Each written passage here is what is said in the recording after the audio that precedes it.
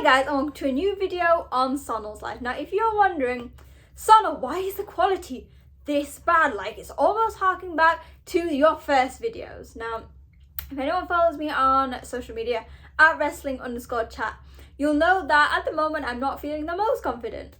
You can go on there now, it basically tells everything, but I don't want to leave you without content. So here I am in slightly worse lighting to review this year's Best of the Super Junior tournament. Now, it hasn't finished. Now, I don't know if I had confused this when I did the preview, but for some reason I thought that whoever won the Best of Super Junior would get a shot at Dominion for the IWGP Junior title versus the IWGP Junior Champion show.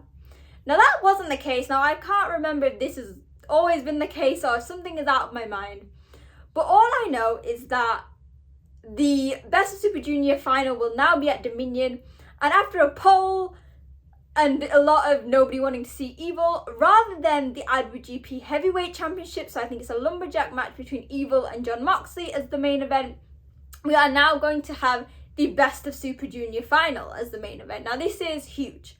For anyone who knows me, they'll know that my love of New Japan was cemented in the 2018 Best of Super Junior tournament.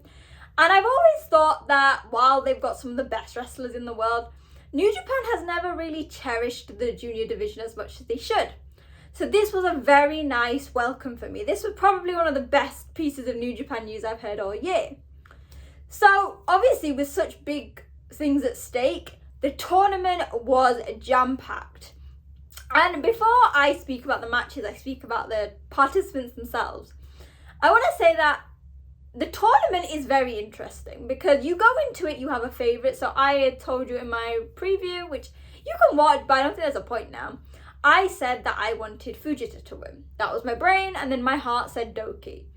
Now, with the Best of Super Junior, storylines go out the window. There might be a few here and there, but anything can happen, and that is exactly what we saw in this year's tournament. So let's get going. This year has been twists and turns and levels and amazing matches, and that's what I loved about this tournament. It was so unexpected. There were matches, there were results that nobody could have anticipated. We had new faces, replacements, streaks of people winning and winning, or streaks of people losing and losing. And it almost felt like every guy had their place in the tournament. Now, obviously some did better than others. We had, bless him, Dragon Gate's Dragon Dia was a replacement for Yo. He only came out with 2 points. However, those 2 points came on his final match against Kushida. If you're going to go out, you might as well beat one of the most successful junior heavyweights. We then had guys like Hiromu, who had a very worrying start to the tournament with loss after loss after loss, including another amazing match against Doki. Now, for anyone who doesn't know, Hiromu is the staple of the junior division. Doki has slowly been building himself up. He got a win over Hiromu earlier in the year, and for many, they thought it was a fluke. And for Doki, this was something he wanted to prove. They had this main event match, and Doki won. But what I loved, and I think people will say this, when you have Hiromu and Doki in the ring, you have two of the best wrestlers, but also the most passionate. They will put their bodies on the line, but they will also tell you a story. And what is quite interesting, and if you don't watch all the matches, this is one of them to go and see. Doki had the crowds chanting his name. Similarly to his fellow Los Ingobernables de Japón member, Hiromu is probably tied one of the most popular wrestlers in New Japan. And so to have the crowds going with Doki is a massive thing for him. And it was a really amazing win, worth like a main event and worth sort of building up this storyline. Because I also think, while there are a lot of upset Hiromu fans, this carried on a story that has been going since he lost the title at Wrestle Kingdom, of loss after loss after loss. So yeah, it was a very nice showing that the Best of Super Junior is a tournament for the best wrestlers in the world, but it also wants to tell a story. So I could talk about like all the amazing matches and the best matches, because there were some amazing ones, but I feel like I'm going to leave it up to you. I'm going to talk about the wrestlers that stood out for me, and I guess in turn I'll probably discuss some of their big matches.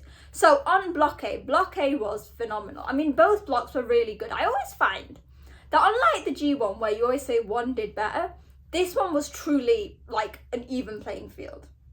So we had Kosei Fujita. Now, although he was my pick to win, I wasn't surprised when it didn't happen. I guess it was wishful thinking. But he had some phenomenal matches between some of the biggest guys. Now, in particular, he had an amazing match against Yoshinobu Kanemaru, Clark Connors, Blake Christian. He got wins over those. So he only got 3 wins. However, they were amazing. In particular, the match against Kanemaru. Now, I'll say this. Sho, not a great tournament for him. There was cheating, there was Gato, there was all sorts. But when it came to Kanemaru's matches, he just showcased the heel master. Okay, there was a bit of cheating, but nothing more than we'd seen when he was in Suzuki-gun or Just 5 Guys. Fujita's win against Kanemaru is huge because it proves 2 things. 1, that he can go against some of the veterans in the industry. But also 2, that he can fight those House of Torture shenanigans. And while he might not have won the Best of Super Junior, if you watched the final day show, so the semi-finals, he and Robbie Eagles picked up a huge win in tag team action against the War Dogs, Clark Connors and Dan Maloney. So there is a title match going forward. I also feel that a Best of Super Junior win is in the future of Kosei Fujita. Maybe not this year, but it is. Similarly, Kevin Knight and Titan had really good matches throughout, constantly good. Now, remember I said with Hiromu he had a string of losses and then loads of wins? That was exactly what happened with TJP.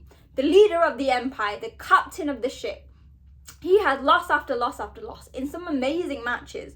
Those losses included Kevin Knight, shock loss over Bushi. You know Bushi on the best days is someone to watch out for.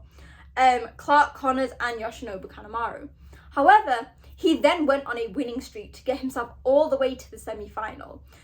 In his final match, before the semi-finals, he faced Titan.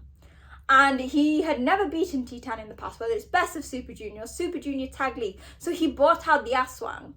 And I think that was like the game changer.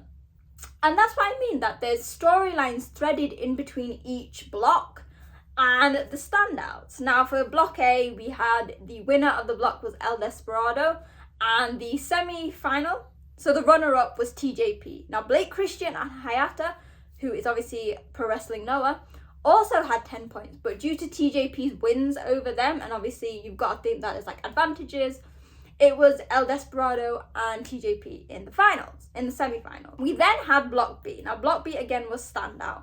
Some of the amazing guys in this, I want to give out a special shout out to Francesco Akira. He had some amazing matches, but sadly, after an injury, he seemed to be getting worse and worse, and then a bloody violent driller killer by Driller Maloney. He unfortunately had to step out, he had to relinquish his spot, and everyone got buys. Now this shows that actually at the end of the day, in the Best of Super Junior, it's still a very dangerous tournament. Guys are flying, but also you have the strikes and the speed and the strength. It's basically like the G1 but on steroids, because you have that added addition of the danger of the high flying. He did phenomenal. I always said that I had Fujita in my head to win, but in my heart I had Doki or Akira, and I was really sad, but it's not the end. When Akira comes back, he will be much stronger. Similarly in this round, Ninja Mac. Can I just say, so I don't really watch Pro Wrestling Noah. I haven't since I cancelled my Wrestle Universe subscription. Ninja Mac was a breath of fresh air. First, I didn't really know what was happening. He was obviously, was he a replacement? I think he was just one of the additions. He was very nice from another company. But when I was watching him, I was in awe. Like, we have so many amazing athletes, so many talented high flyers in New Japan. But Ninja Mac is somebody I've never seen like it. He has that high flying we see, but there's this style about him. Whether it's cartwheels or when he's going over the top rope and he'll do some extra like handstands and stuff. He is like a mixture of an amazing wrestler, but also a gymnast, a performer, an entertainer. And you can see that the crowds were loving him. So at the start, he would need to persuade them to shout, "Ninja, Ninja." But by the time we got halfway and he was having amazing matches against the likes of Kushida, Francesco Akira, Hiromu Doki, some of the biggest names, the crowds were voluntarily cheering for him. So I would love to see Ninja Mac again, like in the tournament, or whether later on in the year he wants to do Best of Super Junior Tag League. Ninja Mac, we need you back. That rhymed actually. Can I just say, like, I'm very proud of myself. Again, Doki did phenomenally. As you'll find out, he actually made it to the semi-finals. But one person who really made me happy, and it's similar to what I mentioned about Yoshinobu Kanemaru, Taiji Ishimori. Taiji Ishimori seemingly had a new lease of life in this. Now, we all know he is Bullet Club, but he is neither War Dogs nor House of Torture. He's in the middle. And that has meant that throughout this tournament, we had consistently really good matches. Like, I think when it comes to all-rounders, nobody beats Ishimori. He is fast, he is strong, although he's a smaller build, I think he's like 5'5", he has the strength to have a power game. But he's also a very strong submission wrestler. And this means that you don't know what he can do. You don't know how he's going to attack you. Is he going to target a limb? Is he going to go for his bloody cross? Is he just going to, like, wear you down? And I think that's what really impressed me and makes me think that, like, I know he is Bullet Club through and through, but he would work so well as a babyface. Like, people were appreciating him. Like, in the final match, it was him versus Hiromu to decipher who was going to be in the semi-final. And he had the crowd chanting, Ishimori, Ishimori, which is something we've never heard. It was full of amazing matches, and I'm going to give another shout out, Robbie Eagles. You guys know how much I love Robbie Eagles, okay? And in this tournament, he did amazing. So he actually had 10 points. Sadly, missing out on any chance of doing it, but he had consistently good match after match. I remember when he had one loss and then he had a tag match the next day, and he was a little bit salty. You could see he was like not doing the Robbie. But like Ishimori, he is such a versatile wrestler. He, in one sense, he is like a senpai. He is guiding Fujita. But he is also proving his worth as a champion. And I really liked him. Like I said earlier, he has a shot at the junior titles. Now, the winners of this block, it was Taiji Ishimori with 14 points. And due to advantages over Kushida, Doki made the semi-finals. So we had Taiji Ishimori versus TJP and Doki versus El Desperado. As you can tell, Doki versus El Desperados was one of the hardest matches I had to watch in terms of who I wanted to win. It was a phenomenal semi-final. Now, like I said, the final is at Dominion, so normally I would do like a full review of the tournament, including the final. But because it's later on, that will be done in my Dominion review. So these semi-final matches were sort of like the prelude to one of the biggest shows of the year. We started with TJP versus Ishimori. Again, aside from Ishimori taking off the turnbuckle, guys, we've seen Yano do it, it's fine. It was an amazingly clean match. Two veterans of the game, they're of similar ages, similar time in the industry, and again, similar in the fact that they are very diverse in their style. TJP, similarly to Ishimori, can take it to the mat. He can take it to the sky. He can use his strength because neither guy is one of the smallest or the lightest. But they're also not the biggest. So that means that they have that speed advantage. I was on the edge of my seat, and actually, again, like in the match against Hiromu afterwards, people were chanting Ishimori as well as chanting TJP. It was a beautiful mix of technical prowess and showcased that while they might not be the future of New Japan, they are firmly the present. And after two bloody crosses, Ishimori got the win. And I think the crowds were happy. I was looking on social media and people genuinely seem excited that Ishimori had won. They were sad about TJP, and I was as well, because he had an amazing comeback in this tournament. But it is not the end for the Empire captain. We then had the main event, which was Doki versus Despi. Obviously, we know they go way back. Doki actually got introduced to New Japan because Despi was injured in the Best of Super Junior. So this match was, while similar to the previous match, very different in the sense that their styles were different. Despi is very much a mat-based, very Suzuki-gun. Like, I miss Suzuki-gun. Whereas Doki is, again, I said the passion, a bit more unpredictable. He will fly. And you could tell that the crowds were really firmly supporting the underdog, Doki. Despi's not an underdog. But it was a match that was fast, quick pace. If you blinked, you would miss something. And there were moments where anyone could have won. When Despi had his submission that I can't remember the name, Doki with his Doki choki, and also like the his finisher. There were so many, like, I just literally, the names went out of my head and I had it 2 seconds ago. But you know what I mean? It was you were at the edge of your seat. At the end, it was 2 Pinche Locos, I believe, that got Despi the win. And we have El Desperado and Taiji Ishimori for the main event of Dominion. It's perfect. In an ideal world, it would have been nice to have someone like Doki and TJP main eventing, because they're completely new. Like, they've never won a Best of Super Junior, they've never been in the final, they've not been in the tournament or in the company as long as the other two.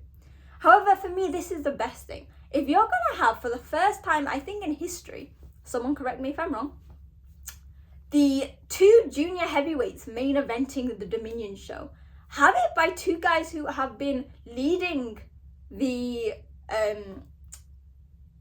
generation of junior heavyweights. Multiple time junior champions between themselves, but neither have won the Best of Super Junior. It's also going to be interesting to see the dynamic of whoever wins. El Desperado, the amazing babyface versus Show. Or, on the other hand, Bullet Club versus Bullet Club. You have the dastardly Show who will cheat and use House of Torture, versus Ishimori who, while he will cheat, at the core has amazing matches and doesn't need it. It's building up to a main event that a lot of people are excited about, and so am I.